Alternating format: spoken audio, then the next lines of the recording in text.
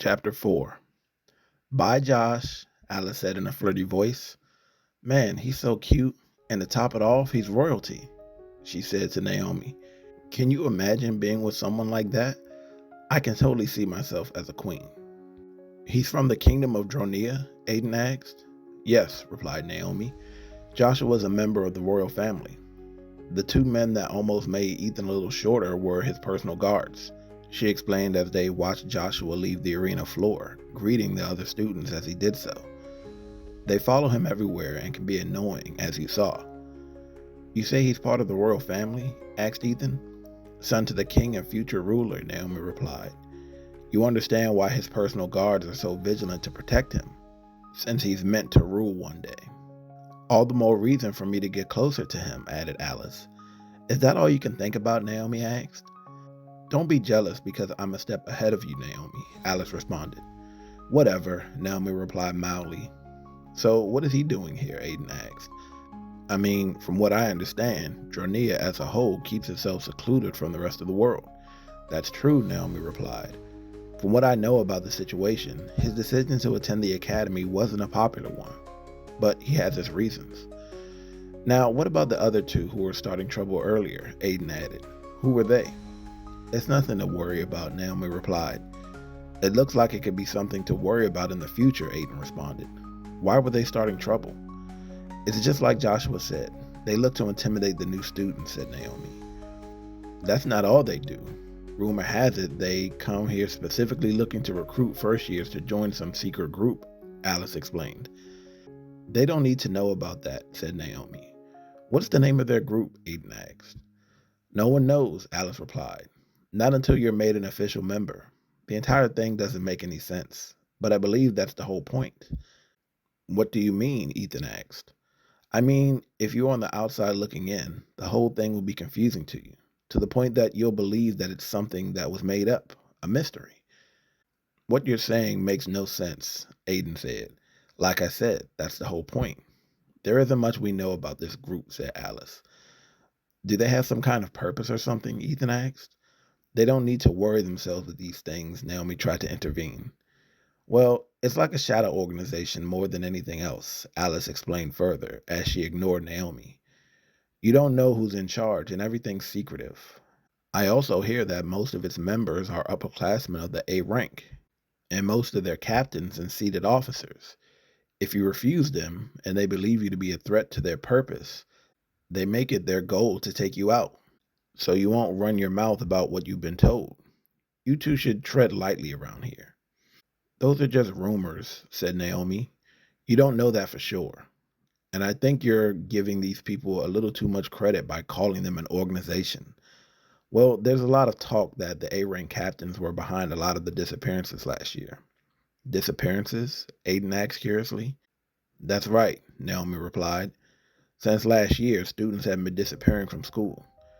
It can't be said for sure that this shadow group is behind it, but whatever the case, it's been a topic of discussion for everyone around here lately, especially after what happened to members of the B rank last year, Alice added. That's when things really started getting weird around here. What do you mean? Ethan asked. What happened with the B rank? Are you going to tell them how you really know all this? Alice asked Naomi. Naomi remained silent and didn't respond to Alice. The topic was a personal matter to her, and she didn't want to go into details, but that didn't stop Alice. Will Forrester happened, Alice replied to the brothers. He was the B rank's first seated captain last year. His talent and abilities were on par with many of the upperclassmen. Many even believed that he could easily become the first seat captain of the A rank. But just after the start of the school last year, he up and disappeared. And no one knows what happened to him? No one saw anything? Aiden asked. This is a big campus, so it's not unheard of for things to go unnoticed. There's only one person who knows what happened the night he disappeared. Perhaps, said Alice as she looked over at Naomi. How do you know what happened? Ethan asked. Because she was there, or at least that's the rumor, said Alice. But she never wanted to talk about it, not even to the investigators. That doesn't matter right now, said Naomi. The only thing you all should be thinking about now is this exam. I should tell you two that. Allow me, said Alice as she pushed Naomi aside yet again. There are two parts to the exam. First, you are put through a few tests of endurance, speed, and strength. Then there's a series of questions you have to answer. Your final score will determine whether you advance to the second part of the exam. That's when the fun begins. The top 10 students with the highest scores will be placed in preliminary matches against each other. And if you win, or depending on how well you perform, you may have the opportunity to become a captain, but in your case, a seated officer. If you're finished, Alice, they're about to begin the exam, Naomi added. Chapter 5. Dylan Forden and four other trainers entered the facility's fighting ground and ordered everyone to line up. As Ethan and the others lined up, Dylan glanced around the facility at all the students. He noticed Director Helena Baker and Counselor Emily Graham in one of the box suites. Three other students joined them. The other students wore dark blue attire, and all three of them had orange stripes running down the right side of their clothes, indicating that they were B-rank captains. A few seconds later, Joshua joined them. Suddenly, Dylan's voice echoed throughout the quiet facility. "Welcome to another exciting year at the Academy, first years," Dylan addressed the students. "And also, a special welcome to all you newcomers. It's been a long day already, so I won't waste a lot of time going over the rules," he explained as he walked in front of the rows of students. "You all should have gone over your orientation handbook and should know all the rules. If you were too lazy to read your handbooks," he said as he slowed his pace and glanced at Ethan as he passed, "then you will fail miserably and make a fool of yourself in front of the entire class. It's a lesson that will be well learned. Let's get started. The trainers here will split you into groups," he explained as he gestured to them, "and start you all on the written test, and then the conditioning test will follow. Good luck to you." Ethan started to feel nervous. He knew that he hadn't studied the handbook and didn't know everything. After the exams, the trainers didn't waste any time moving right to the conditioning test. This part of the exam, Ethan knew he wouldn't have a problem with. He and Aiden were assigned to the same trainer, so he saw that Aiden wasn't having any problems either. Ethan felt that they both did well as they moved on to the next phase of the exam, which was question and answer. The questions pertained to knowledge of historical world events, and others based on the history of the Academy. The whole point of the questions was to see how knowledgeable they were about the world and the school they attended. If they were going to be a leader or representative of this class, then they had to show it through maturity and understanding. These were the traits that they were expecting from captains and officers alike. Both boys made it through the questioning process. Now it was time to see the scores. The highest they can score on the first part of the exam is a 200, and depending on their score, they would make it to the second round. Naomi and Alice both scored 180. Justin McKnight scored 187. Tony Spencer led the way with a 200, a perfect score. Aiden scored 125. There were four others above him. Three were females: Melody Jones, Elizabeth Young, and Willa Robinson. Their scores ranged from 128 to 171. The male student, Alex Clark, scored 178. Ethan got 113. He quickly checked over the list to see if he made the cut, but saw that there was another student who scored 118. "Man, I didn't make it," Ethan said in disappointment. "Maybe you'll listen to me next time when I tell you to study," Aiden added. "It's okay, Ethan," Naomi said, trying to comfort him. "Just look at this as a learning experience, so you can do better next year." "That's easy to say," Ethan replied, "since you're advancing." Suddenly, they heard Dylan yelling at the top of his lungs from a distance at one of the students. "Did you think you were going to get away with it, you little punk?" Dylan said in a sharp tone to the student as he grabbed him by the collar. "What's going on?" Naomi asked. "I think he was caught cheating," Alice explained as she walked up next to Naomi. "Having notes on the inside of your jacket? Very clever. But cheating won't be tolerated at this academy," Dylan said as he gestured for the other counselors to take him away. "You're disqualified from the exam," he said, dismissing the student from the facility. "No, wait," the student pleaded. "Give me another chance." "There are no breaks," Dylan replied. "Not while I'm in charge. Now beat it."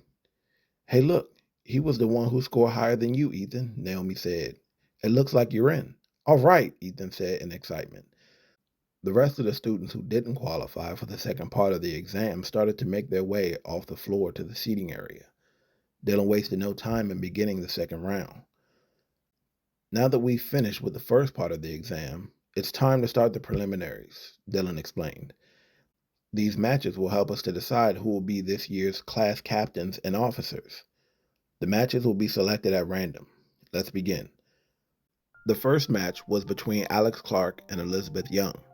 Ethan, Aiden, Naomi, and Alice watched the match in anticipation for their turns to come around. Director Helena Baker conversed with the B-rank captains, Ruth Wilson, Sam Ringo, and Bethany Wright, up in their suite while the matches went on. Sam, who was the first seat captain, had short yellow hair that hung down to his cheeks and golden eyes, and he wore all dark blue attire, matching his class colors, with a long blue captain's jacket.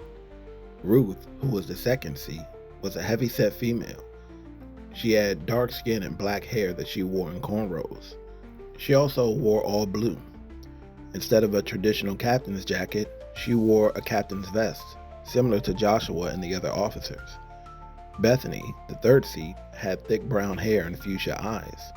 She wore a pair of dark blue tight-fitting pants and an orange shirt with a long dark blue captain's jacket. If I'm not mistaken, didn't we see these two in last year's preliminaries? Ruth asked as they watched the first match. Yes, they were, Bethany said. It shows that these two haven't given up in the past year. They strive to get back to this point, which shows a lot of determination. What it shows is that there really isn't much new competition this year, Ruth replied.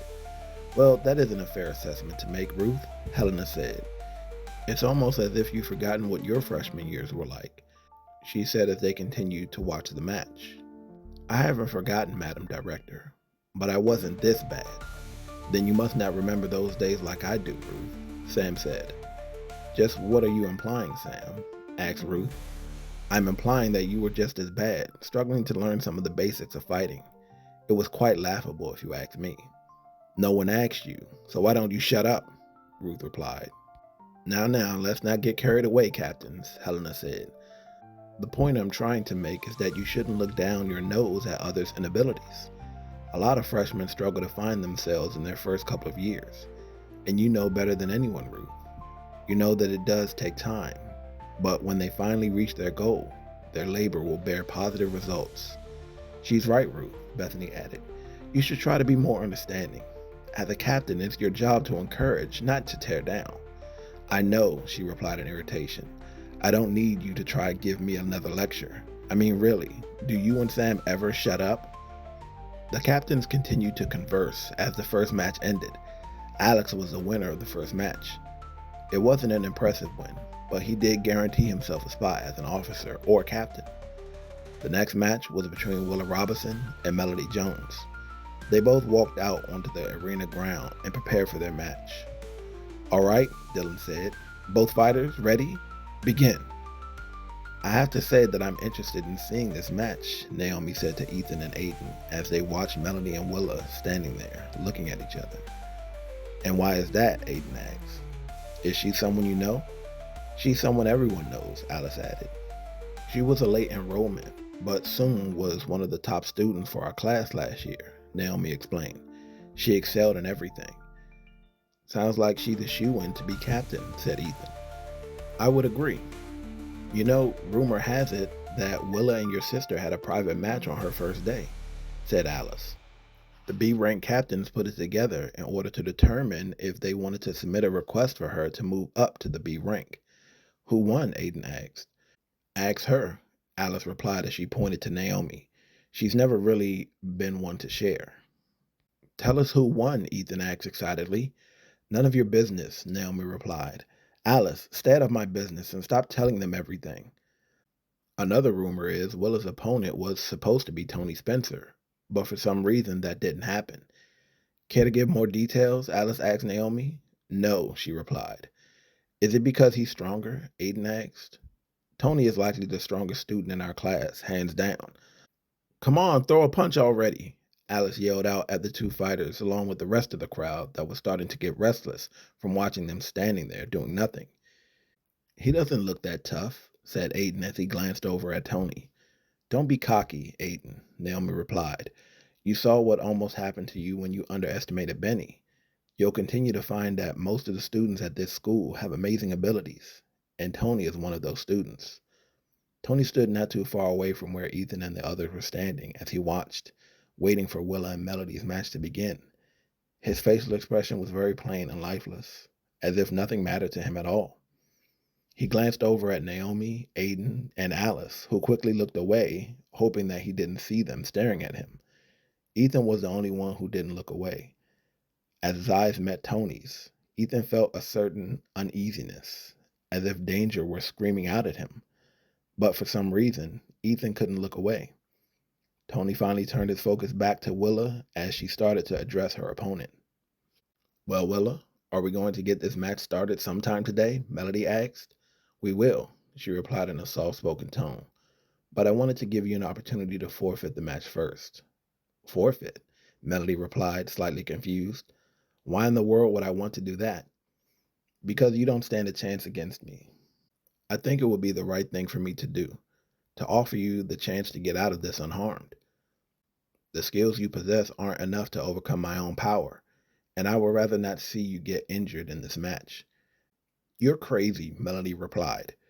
"You can try and play all the mind games you want, but you won't psych me out. I know that you're skilled, but that doesn't intimidate me in any way. So let's go." "I feel obliged to warn you once more. In a match like this, there is much at stake. To become a captain of this class is a high honor, so I won't hold anything back." "Spare me your sentiment for my well-being," she replied. "Let's just fight," she yelled as she charged Willa. "As you wish," Willa said softly. Melody started to release her energy and picked up speed. Willa waited for her to make her first move before she attacked. When Melody was at arm's length of Willa, she threw a left hook that was enshrouded with her energy. Willa quickly raised her own energy and moved out of the way of Melody's attack. Melody's fist crashed into the ground as Willa moved like a blur to get behind her. "Fighting style, arrow current," Willa said in a low tone. Suddenly, a stiff wind hit Melody in the back, lifting her up off her feet and sending her flying forward. The wind pressure was too strong, and Melody couldn't pull herself out of the attack. She flew about 10 feet away from Willa before she crashed into the ground hard. She tumbled end over end a few times before she slid to a stop. The impact left her a little bruised with cuts on her arms and legs. Willa stood there and allowed Melody to climb back to her feet. She then made a quick upward gesture with her right hand, so fast that to most in the audience it looked like she didn't even move. Melody braced herself, looking for an incoming attack. Suddenly, she felt a sharp impact hit her on her right shoulder. The attack caused her to fall to one knee in pain, unable to lift her left arm. She wasn't completely aware of what happened to her. The only thing she knew for certain was that Willa attacked. "What was that?" Melody asked, her left arm completely numb. "Did anyone see what just happened?" Ethan asked. "Did you see that, Naomi?" Alice asked. "Just barely," she replied. "I was able to see Willa's arm flutter for an instant." "So the rumors must be true then about Willa's ability," Alice added. "What rumors?" Aiden asked. "What did she do?" "Willa's arrow current technique allows her to manipulate the wind element," Naomi explained. "Her control and precision are the keys to her attacks. At the point of release, she pushes her energy at her opponent, at the same time mixing it with the wind element, causing it to look invisible to the eye. Her attack then moves quickly towards its target, cutting through and pushing through anything it encounters." "When you attacked, I noticed your left arm is your dominant arm," Willa explained to Melody. "I concluded that a straightforward way to end this match as quickly as possible was to hinder you from using that arm." Melody quickly understood Willa's tactic when she felt the numbness in her left arm. As much as she tried, she could barely move her arm. And she knew in her mind, even though she didn't want to admit it, that Willa had the advantage. Melody was determined not to give in to Willa's mind games. She was determined to fight as long as her body could move. "With you unable to use your left arm, the success rate of your surviving this match has dropped by 50%, explained Willa. "It should be clear to you now that whatever chance you did have in this match is now gone." Without responding, Melody leapt at Willa again, this time throwing a flurry of attacks using only her right arm. Willa easily avoided her attacks while restraining herself from dealing a counterattack from the many openings in Melody's defenses. I don't understand why you feel that you must continue this fight, Willa said as she dodged Melody's attacks. You are clearly pushing yourself, even though you know you can't win. I told you to shut up with your sympathy, Melody demanded as she quickly released an energy blast at point blank range. Willa quickly sidestepped to avoid Melody's attack. She grabbed and twisted Melody's right arm. Pain shot through her arm as Melody almost fell to her knees.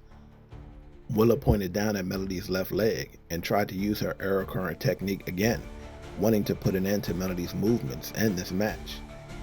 Melody instantly realized her intentions and ripped herself free from Willa's grasp. She jumped back again to get some distance between them. That was a nice attempt, Willa said. You may have been able to hit me with that blast if you have the use of your left arm, but you don't. You lack the speed needed to hit me with such an attack. Do you understand yet that continuing this fight is pointless? God, you're so annoying, Melody replied as her breathing started getting heavy as fatigue set in from the fight. Don't you get it? I'm never going to give up. So save yourself the effort of trying to convince me. Just like you, I understand what's at stake in a match like this. As a student of this academy, I pride myself on achieving the highest honors I can, just like you. Right now, the highest honor any of us can have is representing our class as a captain or an officer. So what you can do is spare me your pity and give me the honor of a fight worthy of these preliminaries. Do not insult me by saying that you're looking out for my well-being, because trust me when I say, I wouldn't grant you the same leniency. I see, Willa replied as she let Melody's words sink in. My apologies then. Willa's energy exploded to life around her, illuminating with a jade green color. The ground shuddered slightly as her energy rose. The force from Willa's releasing her energy pushed Melody back slightly. Many in the bleachers had to brace themselves so as not to be blown away by the wind sweeping through the facility. Melody struggled to stand her ground as the wind pressure increased and pressed up against her. Looks like these preliminaries won't be as boring as I thought, Ruth said. Don't expect to see much more from this fight, Bethany observed. It'll be over shortly. You were absolutely right, Melody, when you spoke of the honor of these matches, Willa explained. I said that I wouldn't hold back, and I have done so from the start. You truly deserve an honorable match, and I will not deny you that. Melody took a fighting stance with her one good arm as she watched Willa, waiting for her to attack. Willa took one step forward. Melody started thinking about what strategy she could use that would help her to make it through this fight. Here she comes, Melody thought to herself. I can do this. I just have to catch her off guard, wait for her to make the first move, and focus on a counterattack. As soon as Willa took her second step, she was already in front of Melody and past her defenses. Melody stood completely frozen in shock at how fast Willa was.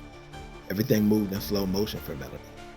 She suddenly began to feel sharp pains race through her entire body as a funnel of air appeared and enveloped her. The wind pressure sent Melody flying to the far side of the building and crashing into the wall. It's over, Bethany said as the crowd watched on in silence. This girl Willa has immense potential, she observed as Willa made her way off the battleground. That was awesome, Ethan said, breaking the silence. Now do you two have an idea of what I meant when I said that the students at this academy have amazing abilities? Naomi asked. Dylan motioned for the trainers to bring out the stretcher for Melody. They loaded her on the stretcher and took her straight to the infirmary. Willa watched as Melody was carted out of the facility. Dylan walked over to Willa to congratulate her on the win. An excellent performance, Willa. It's good to see that you have been keeping up with your training and continue to show much improvement. You should be proud of your victory today.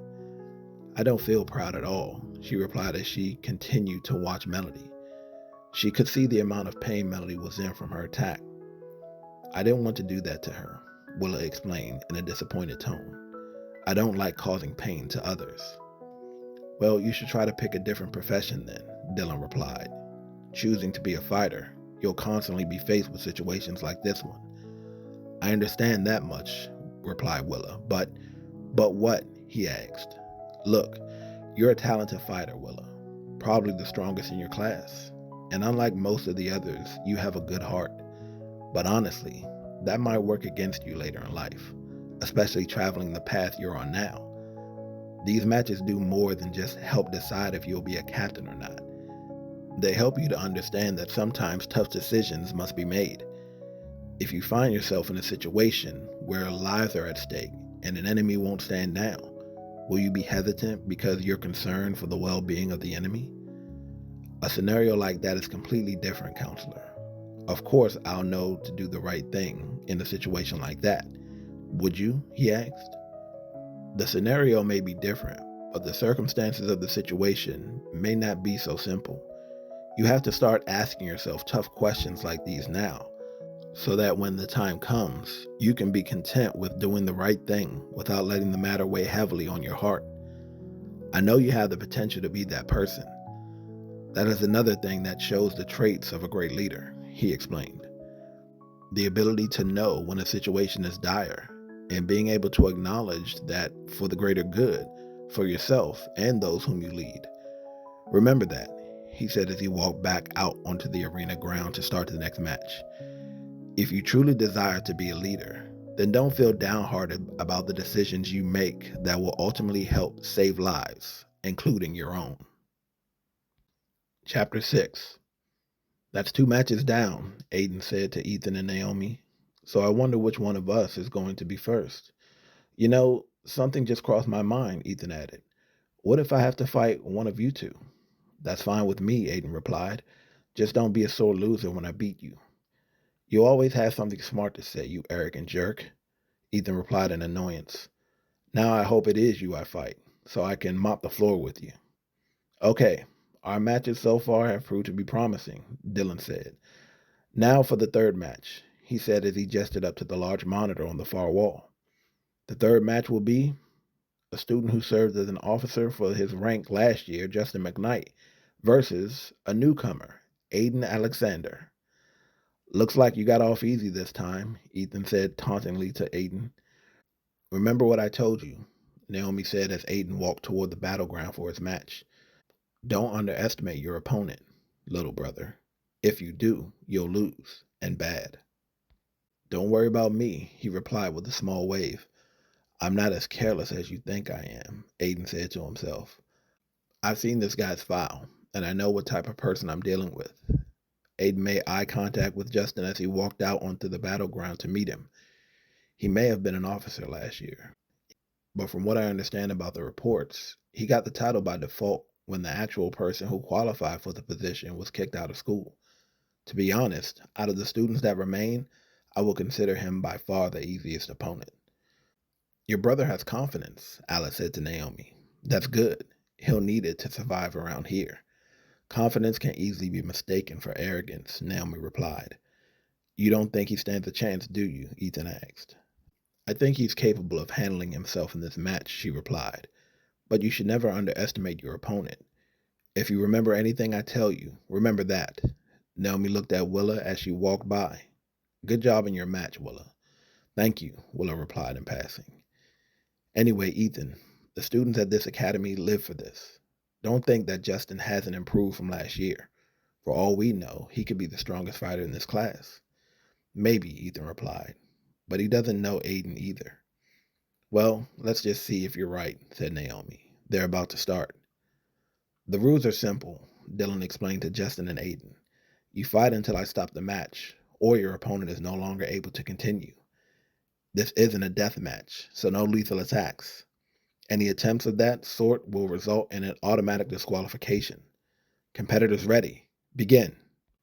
I hope you don't take this personally, newcomer, Justin said, but I don't plan on going easy on you just because it's your first time and all.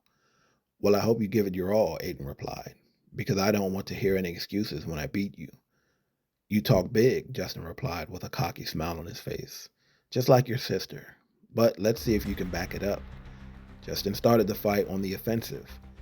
He quickly raised his power and threw a few energy blasts at Aiden. Aiden intuitively knew that his attack didn't pose much of a threat.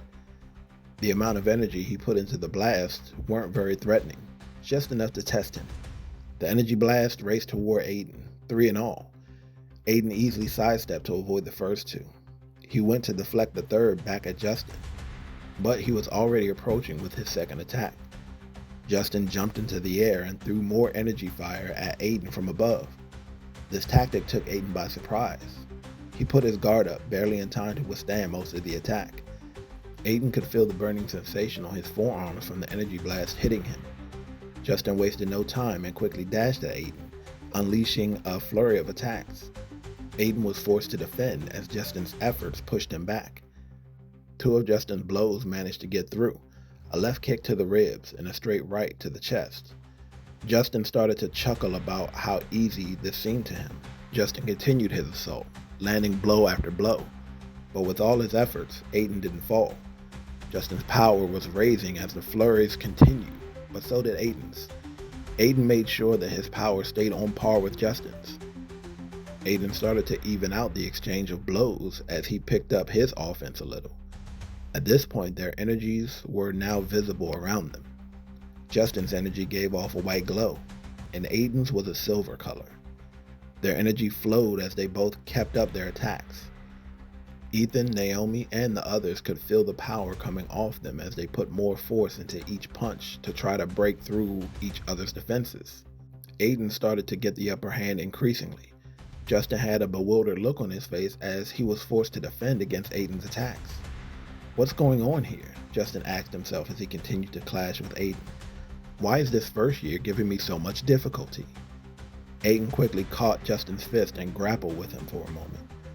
Frustration started to grow on Justin's face as Aiden started to look more confident. Justin pulled free from Aiden's grasp and jumped back to get some distance between them. I don't believe this, Justin said to himself. How can this be happening? Nothing I do seems to work. He can't be stronger than me, can he? Don't tell me that's all you've got, Aiden said. Because if it is, then you should give up now. Don't get cocky, Justin yelled. You may be better than I thought, but you haven't seen my true power yet. Just watch. Justin released his energy, increasing his power and unleashing his full potential. Naomi sensed Justin's power and measured it to Aiden's power level.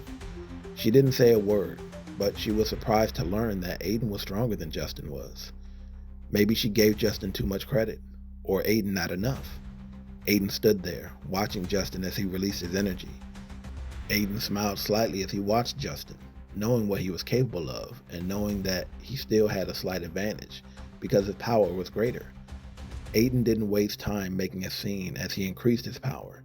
He stood there at the ready, as a silver silhouette of his energy appeared on the surface of his body. He quickly pushed his power to its max level.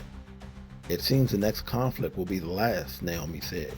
Neither of them is holding back. This is where you lose, Justin said as he led with another barrage of blaster fire. Aiden didn't bother deflecting any of the attacks as he started to move, dodging each of the blasts. Justin continued to adjust the path of his energy fire as he forced them to follow Aiden closely. Aiden started circling Justin, who was growing increasingly irritated as he tried to hit Aiden with his energy blast. Justin started firing faster while Aiden began moving faster, looking more like a blur until Justin finally lost sight of him. Aiden saw an opening and quickly closed in on Justin from behind, smashing his right fist into his lower back. Aiden quickly built energy into his right hand and released a blast big enough that it engulfed Justin's entire body. Justin was lifted off his feet by the force of the blast and was sent hurtling across the arena, past Ethan and the others, and crashing into the far wall. The match was over. All right, Ethan yelled in excitement. What do you got to say now, Naomi? I guess I was wrong, she replied. He seemed to have everything under control. He did well. Now we'll see what you can do, Ethan. Don't worry about me, he replied. I won't disappoint. You better not, she replied sharply. I have an image to uphold at this academy, and everyone knows that you're my little brother. Whatever, Ethan replied dismissively. Good job, little brother, Naomi said to Aiden as he walked back over to them. With that win, you've guaranteed yourself a seat as an officer. It'll be good to have you as a subordinate, someone I can boss around. Now who's sounding confident of themselves, Aiden replied. You don't even know who you're facing yet, and you're already thinking it's in the bag. That's right. It doesn't matter who it is, Naomi replied confidently. I won't lose. All right. The winner of the match is Aiden Alexander. said Dylan as he addressed those in attendance. Now, to keep things moving, our next match, he said, turning everyone's attention to the wall monitor.